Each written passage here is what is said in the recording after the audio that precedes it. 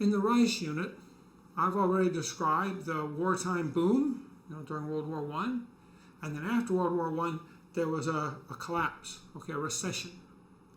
The New York stock market, prices collapse. Tokyo stock market, prices collapse. There's a very sharp deflation. Some places, like the United States, recover after about a year. Other places, such as in Europe, you don't see much recovery. They have a bad 1920s. And in Japan, also the 1920s is a bad period. So you have this recession. With the recession, it's hard to sell hats. People don't have the money to buy these type of goods. And the Panama hat itself goes out of style. Maybe this happened for reasons of its own. Maybe this also has something to do with the collapse. The Panama hat, maybe it was a symbol of the dashing, money-mad era before World War I, and people, they're not into that anymore. But from 1919 to 1921, the amount of hats being exported from Taiwan falls 60%, and the price that you can get for these hats falls 20%. Taiwan has a struggle with this. There's so many of the women that worked in this making hats. They're out of work. Taiwan's competitors do worse. This is particularly bad, I think, for Ecuador, Colombia. They're the ones that make the real Panama hat, the expensive hat. They have a big problem. But in Okinawa, the competitor to Taiwan for making these cheaper imitation Panama hats, Okinawa also has a much harder time recovering than Taiwan does. This is the value of Taiwan's hat exports in green. The red is for Okinawa, and we'll come back and talk about that in a little bit. But just looking at Taiwan, you can see from 1910, when we first start getting annual statistics for hat exports, up until 1919, there's kind of a pretty regular rise overall in hat exports. And then there's a crash from 1919 to 1921. 1922 looks like maybe a little bit of recovery. 1923, another collapse.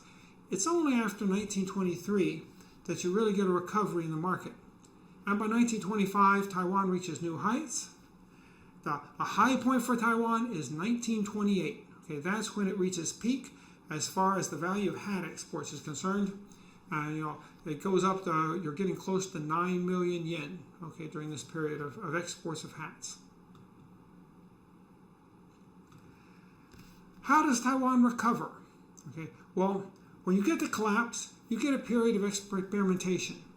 I don't think this was experimentation really on the part of the Taiwanese. They didn't understand the foreign market probably well enough to experiment themselves, but it was experimentation, I think, on part of the hat importers in the United States. The way the hat industry worked is that the United States had silk buyers in Japan. And the silk buyers in Japan, they started buying hats from Taiwan just as a sideline. So this is kind of what opened the door to Taiwan's hat exports, and also Okinawa's hat exports, is working through these silk, the American silk importers. Well, I think maybe what happens is these people start getting experimental orders from different people in the United States that think that maybe they can come up with a better idea for a hat. They pass these ideas on to Taiwan. You see a lot of experimentation in Taiwan. I don't see much evidence for experimentation in Okinawa. But we'll get to that later. I don't have a lot of evidence at all. On what they're doing in Okinawa at this time. But in Taiwan, they start trying to make different styles of hats, different shapes.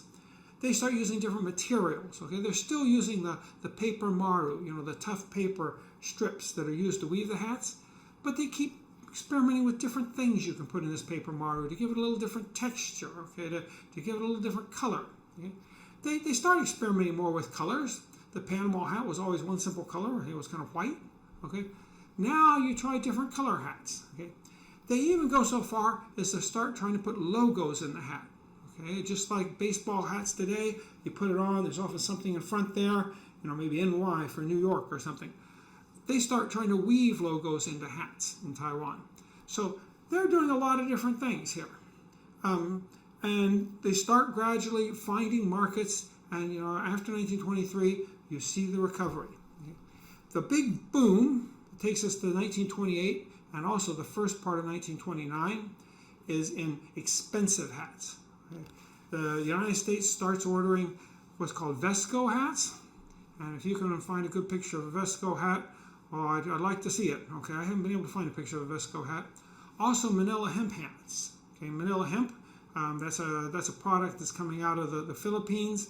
Okay, but what's happening is this Manila hemp is actually woven into the paper maru strips. Okay, to give the hat a different look and a different feel. And then there's variations off of this, Manila hemp Vescos, and they do several things here. But we get to a period of expensive hats at the end of the 1920s. Okay? In 1928, hat exports are 3.5% of Taiwan's total exports.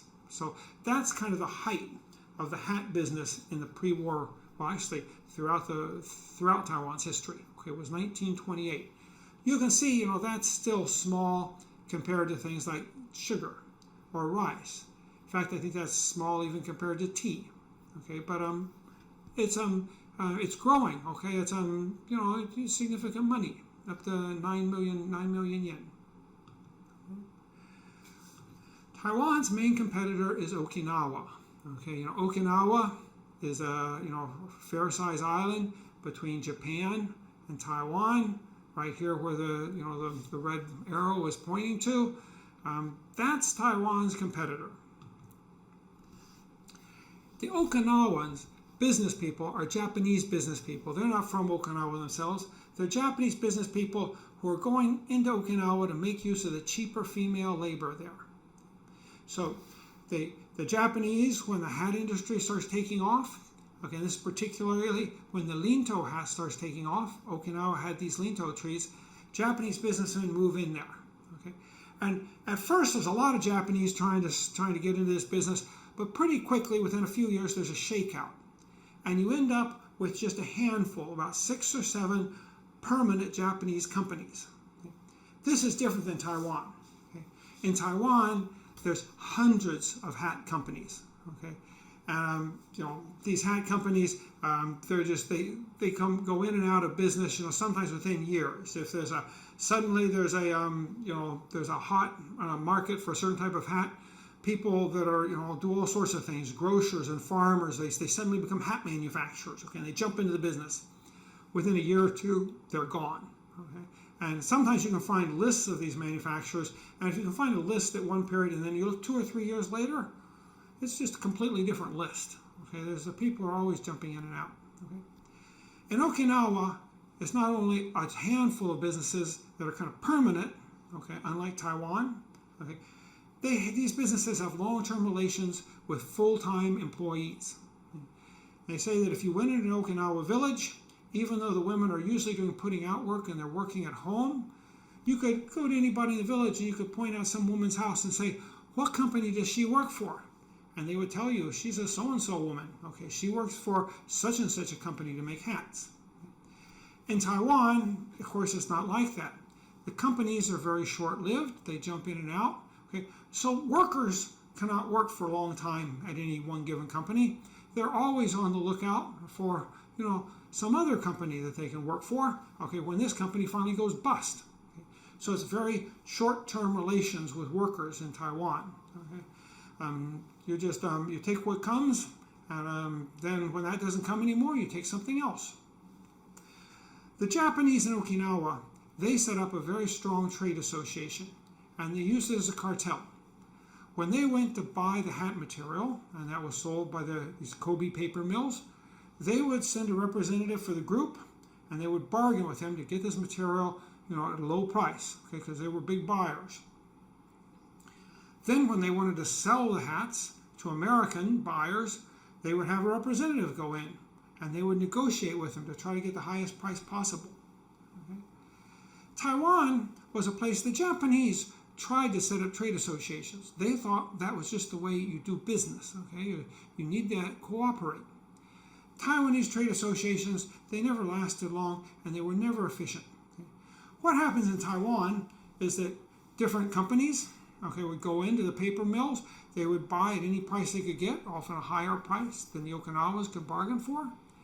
And then when they were selling hats, they would compete in a very cutthroat competition. The American buyer would come up with some hat. He wanted a certain amount of this at a certain time. a Taiwanese would be there negotiating to try to get that deal. Another Taiwanese would come in behind his back and say, we can do it 5% cheaper. And then another Taiwanese would jump in and say 10% cheaper. And they would fight for these hat orders. Okay, they would really push down the price. Okay. Okinawa, mainly because maybe their women are full-time, so they develop their skills better. They get to be faster and higher quality workers. Okay. They also are getting the materials a bit cheaper. Okay. They end up producing hats that are cheaper than Taiwanese hats, once you control for quality. And also their hats are systematically better quality than Taiwan hats. Back in the early years, there are reports from the different consulates, throughout the world. And they have a report on the hat industry and how Okinawan and Taiwanese hats are faring in the world. The Okinawans are constantly complaining. They say, we came into this area first, we established a market, we were getting good money for our hats, and then the Taiwanese hear about it, they come in and they start selling their cheap, shoddy hats at cheap prices, and they're destroying the market. And because their hats are so shoddy, and the Americans don't know the difference between an Okinawa and a Taiwan hat, we all lose our reputation. Okay, so the Okinawan businessmen were very unhappy with these Taiwanese competitors. They didn't think they knew how to do things. So the Okinawans, they're doing better hats, and they're making them cheaper. Now I said that one of the problems was maybe that the Okinawan women were working full-time, and they could develop their skills. Here, this is a graph. All of this stuff that I'm telling you about here comes from a paper I've written for a journal called Business History. Okay, if you want to look it up. Okay, but what I did is I could find statistics on the women that knew how to make hats in Taiwan. The Japanese local officials were required to send these statistics into the central government, and it was compiled in the statistical yearbook. Okay. So the black line, the dotted line, okay, that's the total weavers as reported, okay, by the Japanese, Japanese officials in the statistical data book for Taiwan. Okay. The black line is the equivalent full-time jobs that existed in the hat industry during this period. And so what I do is I look at the total amount of hats that are produced, and then there's several different categories of hats. In each category there are estimates for how much time it would take a worker to do this hat. And then I use 40 hours as a standard work week maybe for women. And I try to figure out, if these women were working 40 hours a week, maybe 50 weeks a year, how many hats will they produce? And then, I use this to figure out how many full-time jobs the actual production of hats in Taiwan could create.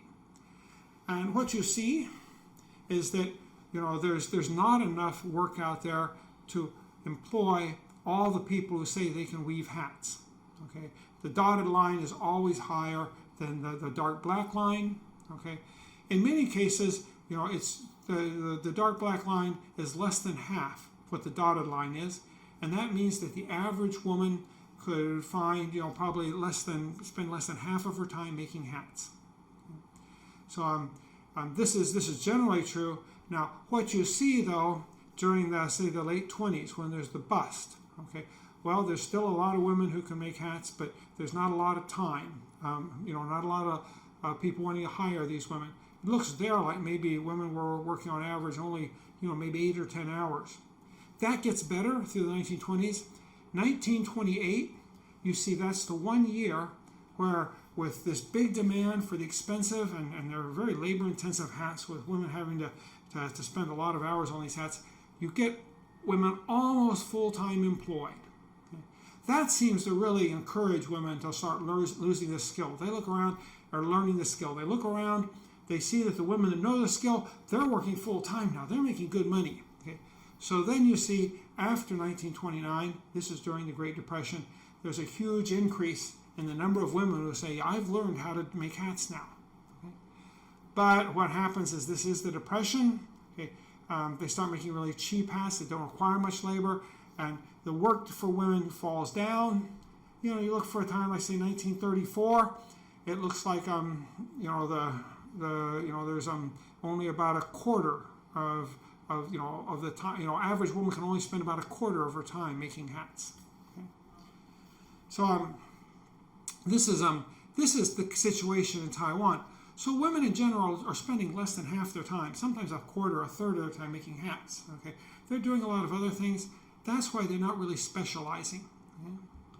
And they're making different types of hats. Okay, they have to change a lot of times. There's a lot of experimentation taking place. In Okinawa, the businesses there, they don't change their style that often. Okay, they spend more time just trying to make the best hat they can. Okay, without changing styles. And that's why I'm saying I haven't seen a lot of evidence that they did much experimenting in the 1920s for new hat styles in Okinawa. It seems that they were slower to change what they were doing. And this is probably understandable given they have a strong trade association and they're trying to do everything coordinated. They're trying to form a cartel. So you can't have individual businessmen experimenting too much. That's going to hurt the cartel. They've got to discuss everything over among themselves, and that's going to slow everything down. So that's a big difference. The Okinawan women, they were very skilled. They were working full time. Taiwanese women often working just maybe a third of the time. We go back though to the exports. What we see is back in, say, 1910, when the Taiwanese statistics began, looks like Okinawa was only producing maybe half of the hats Taiwan's producing. Okay? By 1918, Okinawans are producing more hats than Taiwanese. 1919, they're producing about the same amount. Then you get the big fall. Okay, Taiwan, the first year of the fall, it affects them equally, but then Taiwan starts turning up a little bit, and Okinawa continues to fall. 1923, it looks like Okinawa is hardly producing anything. Okay? They're trying to make their standard high quality hat. Okay, and it's the Taiwanese that seem to be more creative and trying to make different types of hats. They do have a recovery, 1925, 1926, when the Taiwanese recover. You start seeing a recovery on the part of the Okinawans, but they never recover back to their, to the 1918 height. Okay, the Taiwanese exceed that height pretty quickly. Okinawa just gradually up to about 1935, 1936. Okay, they're gradually growing the industry, but it's still, suffering compared to what it was back during World War I. After the big boom in 1928 and early 1929, when Taiwan was making these high-quality hats, and it shoots up, okay, actually what happens is that the Okinawan business people, the Japanese there, they do notice this. And they start talking about making a hat that will compete with this Taiwanese hat. They say high-quality hats. That's what we're good at, okay? So in 1929, okay, the Japanese in Okinawa do sit down and they start trying to make and get ready to make this high quality hat. But by the time they react to this market change, this sudden demand for high quality hats, the Great Depression hits. And suddenly you can't sell these high quality hats anymore. So the Okinawans the Japanese in Okinawa just moved too slowly. After 1929, when the Great Depression hit, what the Taiwanese did is they started making ultra cheap hats. Okay, I'm not sure exactly how they did this, but when you look at the time used to make the hats after 1930, okay, time goes way down. So as far as volume is concerned, during the Great Depression, the Taiwanese are shipping more hats than ever, but these hats now are really cheap. Okay, and they're probably really shoddy work, but that's what you need during a depression because people are poor. They don't want to spend any extra money. The Okinawans, they keep trying to sell their relatively high quality hat. Okay. So, okay, the second arrow, that's just pointing out what happens when the Okinawans try to start making try to imitate the Taiwanese Vesco and Manila hemp hats. Okay, but they just come into the market too late. So Okinawans, they seem to have an advantage. They had high quality labor. They could produce hats of higher quality than Taiwan could produce. Once you control for quality, they could produce the hats cheaper than Taiwan. There's Japanese investigators that came into Taiwan every once in a while. They would write reports about the Taiwan hat industry. They were always pessimistic. They always said, these Taiwanese, they don't know how to do business. It's kind of cutthroat competition. Okay, the women, they're not well trained. Then because they bid down the prices so low, they have to cheat on quality. It's the only way they can make any profits. The Japanese keep predicting that sooner or later, Okinawa is just going to blow Taiwan out of the market. Okay? But of course, it never happens, and actually the opposite takes place. It's Taiwan that wins the contest. Okay? What's Taiwan's, comparative advantage? You might think, well, low wages, and I think the Okinawan women's wages were a little bit higher than in Taiwan. But when you look at the price of wages compared to the skill of the women, okay, Taiwanese wages were not low. Okay, the Japanese claim that, actually, if you considered the woman's skill, wages might be lower in Okinawa. Okay, so that's not what Taiwan's comparative advantage is. They're not winning because of low wages. Is it entrepreneurship? And again, there's a sense maybe it's entrepreneurship, but it's not like a first strike entrepreneurship. It's not that the Taiwanese can discover these markets, that they discover the markets themselves. Okay? They're just taking orders. Okay? They go into usually it's maybe Kobe. They talk to the American buyers. Eventually, Japanese also get involved in this, and there's Japanese buyers and trading companies that are shipping stuff to the United States.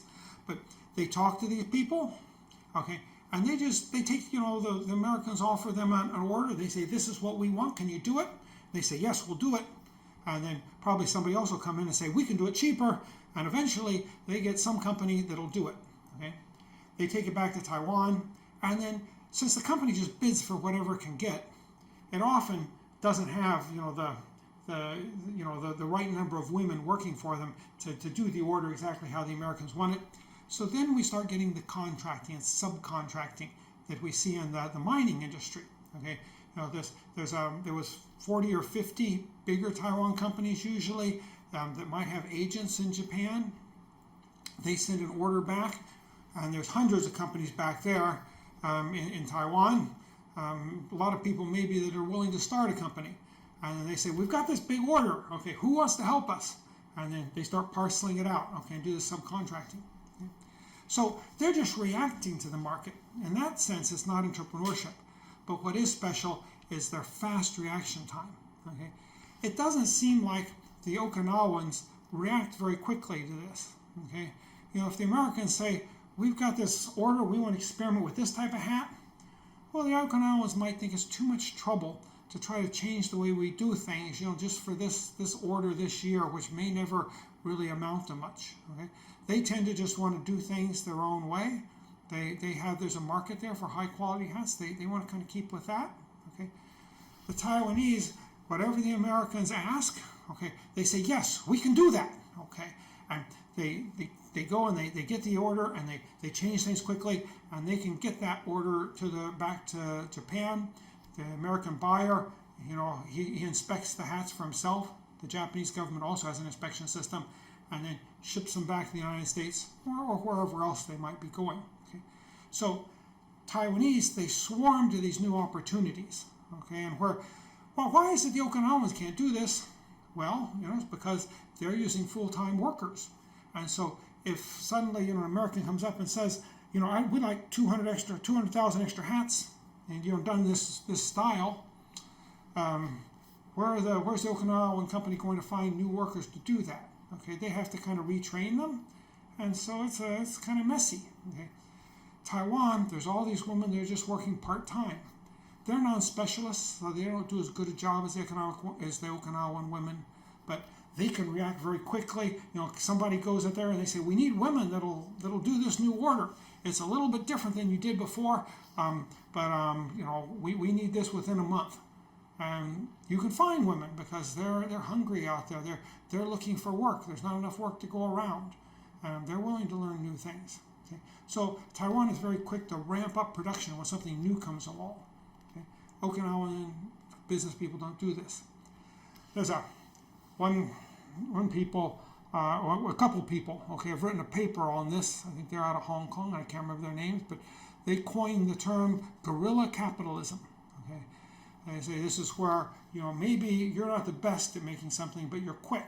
So when a new market opens up, go into the market as fast as you can. You make as many profits as possible. Okay, and then sooner or later, the big slow companies figure this out, and they go in. They'll push you out. But then you find another small market out there, and you move into it, okay, before anybody else notices it. Guerrilla capitalists, they're not specialists, but they're just quick operators. The Taiwanese were good at this guerrilla capitalism. Okay? Now, why are they good at this? I've already given you a few reasons for this. You know, they're using part-time workers. Okay, you know, they're willing to compete among themselves. Okay, they don't have to coordinate, you know, with you know, in trade associations. Okay, there's a number of reasons for this. Okay, and I'll look a little further into this when we especially when we start looking at the post-war period. Okay, but I would call this sort of production speed intensive. Okay, it's production that it's not really you have cheap labor. That's not really why you're winning. It's not because you've got cheap capital or cheap land, and it's not really because you're a first strike entrepreneur who finds the market yourself the fastest. Okay, well, what's really special about the Taiwanese is they do have this ability to once somebody wants something done, they say we need this and we need it tomorrow. They can get it to you tomorrow. Maybe not of the highest quality, but they'll get you something. So that's kind of how Taiwan, beat Okinawa out in the hat industry. We're going to see something like this too in the post-war period. Okay, in the post-war period, the Japanese began doing a lot of these consumer goods exports, and then 1950s, maybe that is Japan's comparative advantage. Everything's been kind of messed up, and people have to start anew. So maybe they are particularly flexible.